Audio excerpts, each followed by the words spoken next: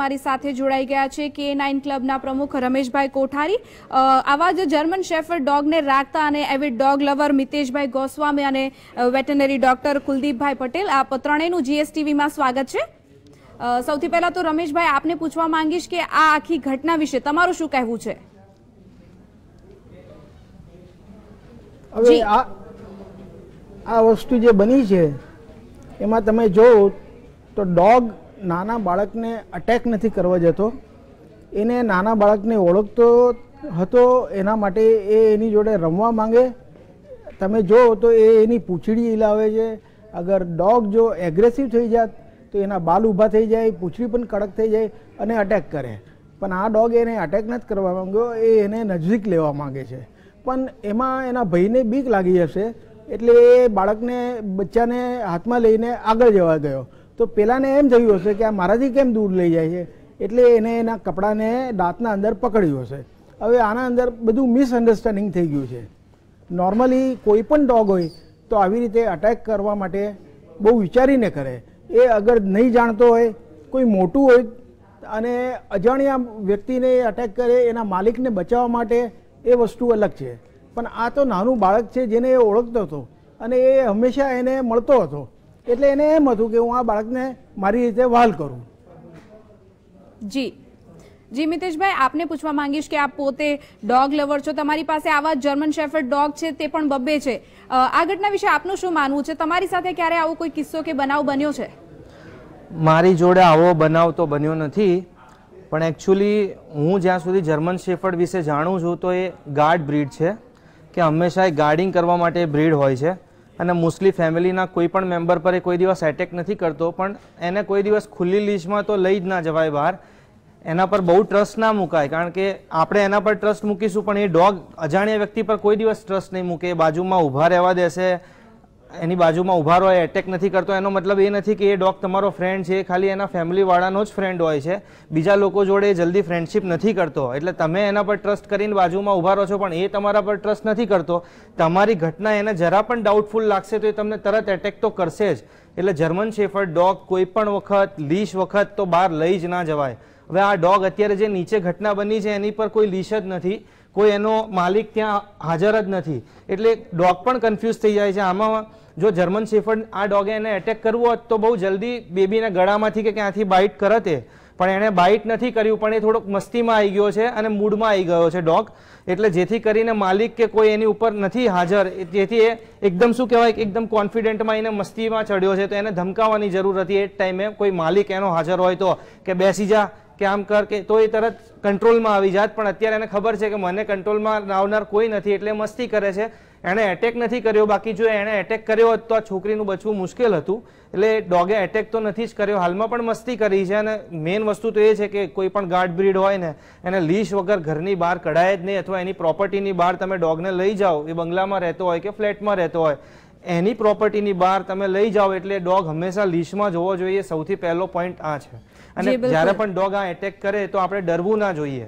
જો પ્રાણીને સામેવાળા ડોગને ખબર પડી જાય કે આ લોકો મારાથી દબાયેલા છે, મારાથી બીવે છે, તો એનો કોન્ફિડન્સ લેવલ બહુ વધી જશે અને પછી બહુ વધારે પડતો એટેક કરી શકે છે। એટલે એને લાગવું જોઈએ કે આપણે કોન્ફિડન્ટ છીએ, આપણે નથી બીતા અને આપણે ઊભા રહીએ તો એનો કોન્ફિડન્ટ લેવલ ડાઉન થઈ જશે, તો એકદમ કોઈ દિવસ એટેક નહીં કરે।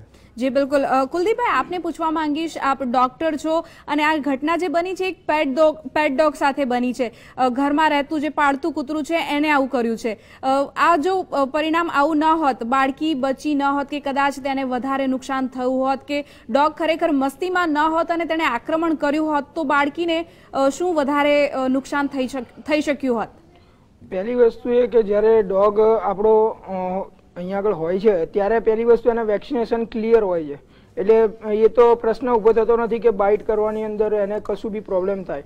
અને મોસ્ટ ઓફલી કોઈ બી ડોગ એને જ્યારે જર્મન શેફર્ડ બ્રીડ એવી છે કે એને કોઈ દિવસ બાઇટ જલ્દી કરતા નથી, અને બાઇટ કરે તો બી કેવું હોય કે એને માઇનર હોય છે, અને જ્યારે બેબીને જો બાઇટ કરવું હોત તો એને ડાયરેક્ટ ગળેથી જ પકડત। એ જર્મન શેફર્ડ કે કોઈ બી બ્રીડ તમે જુઓ મોસ્ટ ઓફલી પગ અથવા એને ગળેથી પકડશે, પણ એના કપડાં નહીં પકડાય। આની અંદર તમે જુઓ છો કે એના કપડાં પકડાય છે પણ એની બોડીને કશું પ્રોબ્લેમ થવા દેતો નથી। અને હાલમાં બી મોસ્ટ ઓફલી જર્મન શેફર્ડની અંદર છે ને ટેલ હલાવતા હોય, પછી એના વાળ ઊભા હોય છે, અત્યારે કોઈ દિવસ કોઈ જર્મન શેફર્ડ બાઇટ કરે નહીં। અને જર્મન શેફર્ડ તમને દૂરથી જ ખબર પડી જાય કે બાઇટ કરશે કે નહીં કરે. જ્યારે જર્મન શેફર્ડ બાઇટ કરવા માટે દોડે ત્યારે 2 વખત એને આપણને ઇન્ફોર્મ કરશે, અને જો પછી આપણે નહીં માનીએ ત્યારે જે અજાણ્યો વ્યક્તિ હશે તો બાઇટ કરશે. આ છોકરી એની જોડે ફરે છે આખો દિવસ, એને કદાચ હું વચ્ચે એક વસ્તુ કહેવા માંગીશ. એકચ્યુઅલી માં German shepherd dog direct attack કોઈ વાર નથી કરતા, એ પહેલા વોર્નિંગ આપે છે. એ 2 વખત વોર્નિંગ આપશે, પછી તમે તમારું બંધ નહીં કરો કે નજીક આવશો કે જે એને નથી ગમતું એક પછી જે એટેક કરે છે. ડાયરેક્ટ એટેક કોઈ વખત નથી કરતા એ, અને એટેક કરે તો પણ માલિક હોય તો એ વિશિયસ એટેક નથી હોતો, એના માલિક છોડવાનું કહે તો એ છોડી દે છે.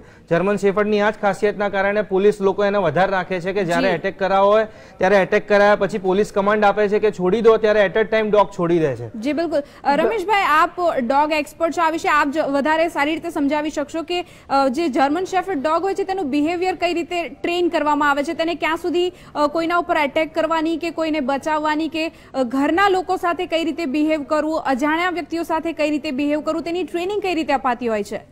આમાં એવું હોય છે કે જ્યારે તમે ડોગ લાવો છો એ નાનું જ્યારે હોય 2-3 મહિનાનું ત્યારથી તમારા ફેમિલીમાં રહે છે, એટલે ફેમિલીના વ્યક્તિઓને ઓળખવા લાગી જાય છે. મોઢાના હાવભાવથી એ સમજી જાય છે કે મારે શું કહેવા માંગે છે, આ લોકો મને બોલાવે છે કે બેસવા કહે છે, એ રીતે તમારું કમાન્ડ સાંભળતો હોય છે. મોટો થાય એટલે એ બધી વસ્તુ તો એ જાણતો જ હોય છે. એટલે નોર્મલી એમાં અટેક કરવાનો સવાલ નથી આવતો. એ પોતાના ફેમિલીને ગાર્ડ કરવા માટે, કોઈ બહારની વ્યક્તિ મારી ફેમિલીને અટેક નહીં કરે કે કોઈ નુકસાન નહીં પહોંચાડે એના માટે બચાવ કરવા માટે અટેક કરે છે.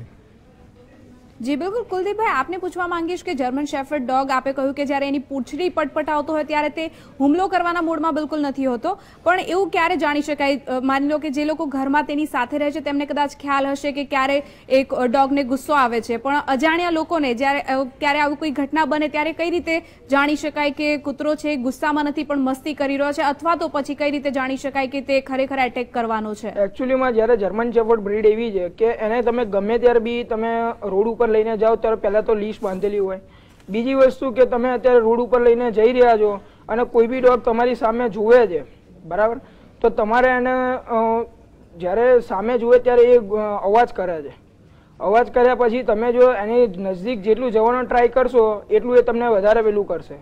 અને જ્યારે નાનું છોકરું તમારા હાથમાં છે, બરાબર, અને તમે રોડ ઉપરથી નીકળો છો તો ઓબ્વિયસલી તમારે ડોગથી દૂર ચાલવું જોઈએ. ડોગ્સ પાસે તમે ચાલો તો ડોગ હંમેશા એ એનું સિક્યુરિટી પર્પઝ માટે જ હોય છે. ડોગ એ મેઇન વસ્તુ એ છે કે જર્મન શેફર્ડ એ બહુ ઇન્ટેલિજન્ટ ડોગ છે. તમે વર્લ્ડની અંદર તમે જોવા જાઓ તો એ ઇન્ટેલિજન્ટ ડોગ તરીકે ઓળખાય છે, સેકન્ડ નંબર ઉપર આવે છે ઇન્ટેલિજન્ટ ડોગ તરીકે. જી બિલકુલ. મિતેશભાઈ, આપ પોતે ડોગ ઓનર છો, ડોગ લવર છો, આપ પોતે 2 ડોગ્સને રાખો છો ઘરમાં. લોકોને શું ટિપ્સ આપશો કે જ્યારે તેમણે આવી રીતે ડોગ રાખ્યા હોય તેમણે કઈ રીતે તેમને ટ્રીટ કરવા જોઈએ, આવી રીતે ખુલ્લામાં તેમણે વિધાઉટ ઓનર બહાર જવા ન દેવા જોઈએ, કેવી બીજી કઈ ટિપ્સ તમે આપવા માંગો છો? બીજી ટિપ્સ તો એ છે કે જો તમે ગાર્ડ બ્રીડ ઘરમાં રાખો તો તમારે એને સોશિયલાઇઝેશન એનું પૂરેપૂરું કરવું જોઈએ, કારણ કે ડોગ એટેક મોસ્ટલી 2 જ કન્ડિશનમાં કરે છે કે ક્યાં તો એ વધારે ડરી જાય તો એની સેફટી માટે કરે છે, અથવા તો એને સામે ખતરો લાગે કે ભાઈ આ માણસથી ફેમિલીને ખતરો છે તો ગાર્ડ કરવા એટેક કરે છે. 2 કન્ડિશનમાં એટેક કરે છે.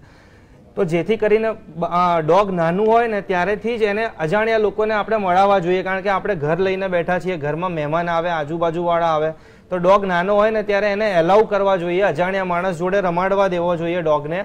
હવે કોઈ અજાણ્યો આવે ને આપણે ડોગ બાંધી દઈએ, કોઈ બી અજાણ્યો આવ્યો ડોગ બાંધી દઈએ, એટલે એનાથી શું થાય ડોગના મનમાં કે આ બહારના બધા આવે છે અજાણ્યા લોકોને સજા મને મળે છે ને મને બાંધી દેવામાં આવે છે, બરાબર.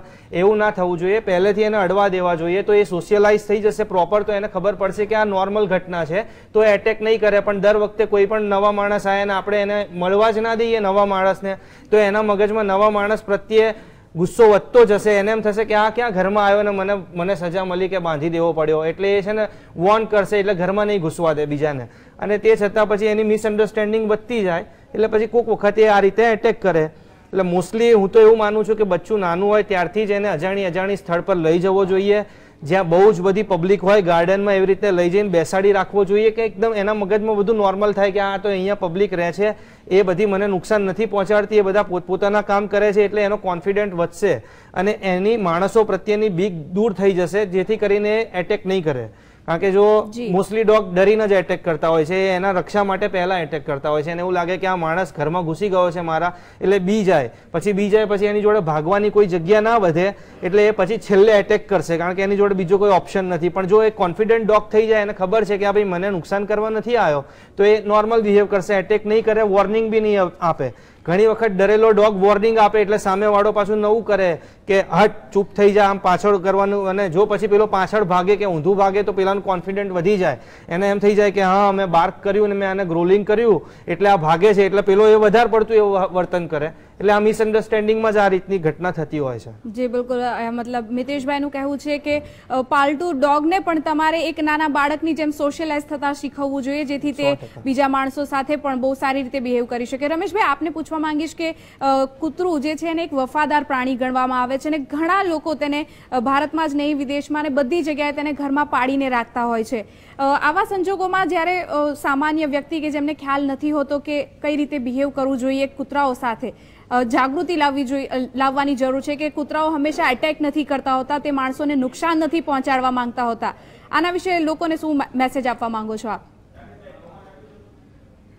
જી રમેશભાઈ.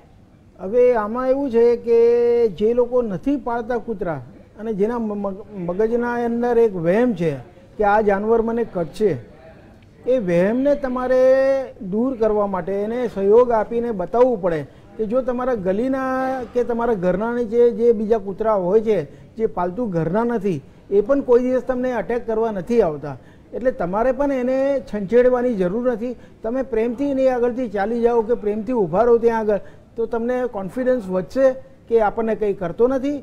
તમે એને કંઈ આપો ખાવા માટે તો વધારે તમને પ્રેમ કરવા આવશે.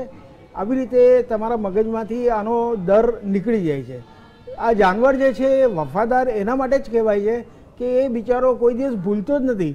તમે આજે એને ખાવાનું બિસ્કિટ આપેલી હોય, બ્રેડ આપેલું હોય, તો બિચારાને તમે 1 વર્ષ પછી પણ જુઓ તો એ તમને પૂંછડી હિલાવીને પ્રેમ કરતો આવી જશે. એ તમને ઓળખી જાય કે આ માણસે મને ખવડાવેલું. જી બિલકુલ. કુલદીપભાઈ, આપને છેલ્લે પૂછવા માંગીશ કે સામાન્ય રીતે લોકોમાં એવું હોય છે કે કૂતરું કરડે એટલે આપણે 14 ઇન્જેક્શન લેવા જ પડશે, પણ જો સામાન્ય રીતે કોઈ કૂતરું કરડે ત્યારે પ્રાથમિક સારવાર શું આપી શકાય? જ્યારે બી તમને ડોગ બાઇટ કરે ત્યારે તમારે પહેલી વસ્તુ કે સામે ડોગ જે છે એ કોઈ બી પાળેલો ડોગ છે, પાળેલો ડોગ હોય બધાને વેક્સિનેશન ક્લિયર ડોગ હોય છે, તો તમારે જો ડોગને વેક્સિનેશન કરેલું હોય તમને જો ડોગ બાઇટ કરે તો તમારે એ ઇન્જેક્શન કોઈ લેવાની જરૂર નથી. તમારે એક જ ઇન્જેક્શન લેવું પડે જેનાથી ધનુર ન થાય, બાકી તમારે કોઈ ઇન્જેક્શન લેવાની જરૂર છે નહીં.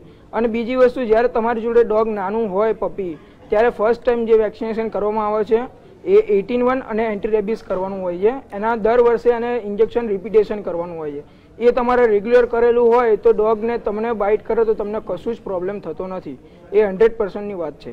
અને બીજી વસ્તુ કે તમારી જોડે જ્યારે નાનું ડોગ છે તો ત્યારથી તમે એને બધા પબ્લિક વચ્ચે રાખો. એને અમુક ડોગ કેવું હોય છે કે એને રૂમમાં પૂરી રાખે, આખો દિવસ બાંધી રાખે, ત્યારે એ ડોગ આટલું ચીડચીડિયું થઈ જાય છે. બાકી નોર્મલી કોઈ ડોગ આટલા બાઇટ તરત કરી ન લે. અને જર્મન શેફર્ડ કોઈ દિવસ બાઇટ કરતા નથી. જર્મન શેફર્ડ તમને પહેલા ઇન્ફોર્મ કરે, તમે ઇન્ફોર્મ ન થાઓ પછી તમને જો તમને ખ્યાલ ન આવે તો જ તમને બાઇટ કરવા માટે દોડે છે. અને ડોગને બને ત્યાં સુધી પબ્લિક વચ્ચે રાખવો અને પબ્લિક વચ્ચે નાનપણથી આને ટેવ કપાડવી. અને જે બી કોઈ ફ્રેન્ડ સર્કલ હોય તો ફ્રેન્ડ સર્કલ વચ્ચે ડોગને લઈ જાઓ. તમે કોઈ સમજો કે ચા ને કીટલીએ જઈને બેસતા હો તો ત્યાં આગળ ડોગને લઈ જાઓ. તમારા ફ્રેન્ડ ગ્રુપ ઘરે આવે છે તો એ લોકોને ઇન્વાઇટ કરીને ડોગને એકદમ ખુલ્લા કરીને લોકો સાથે રમાડો. ડેઈલી સવારે મોર્નિંગની અંદર એને અડધો કલાક વોકિંગ કરાવો, પછી એને એક્સરસાઇઝ કરાવો, બોલથી રમાડો. તમે એને બધી જ રીતના તમે એને એ રીતના હેબિટ પાડશો તો તમારો ડોગ કોઈ દિવસ કોઈને બાઇટ નહીં કરે. જો કોઈને ડોગ સ્ટ્રોંગ હોય, બાઇટ કરતા હોય, એ લોકોને બી શાંત કરવા હોય તો એના માટે આ રીતના બોલ ફેંકીને એને રમાડો, એને બને ત્યાં સુધી પબ્લિક વચ્ચે લઈ જાઓ તો વધારે સારું રહે. જી બિલકુલ. ટૂંકમાં કહીએ તો પેટ ડોગને જો બાળકની જેમ ઉછેરવામાં આવે તો તે પરિવારને હંમેશા લોયલ બનીને રહેતું હોય છે. મિતેશભાઈ, કુલદીપભાઈ અને રમેશભાઈ, આપ ત્રણેય અમારી સાથે જોડાયા તે બદલ આપનો આભાર.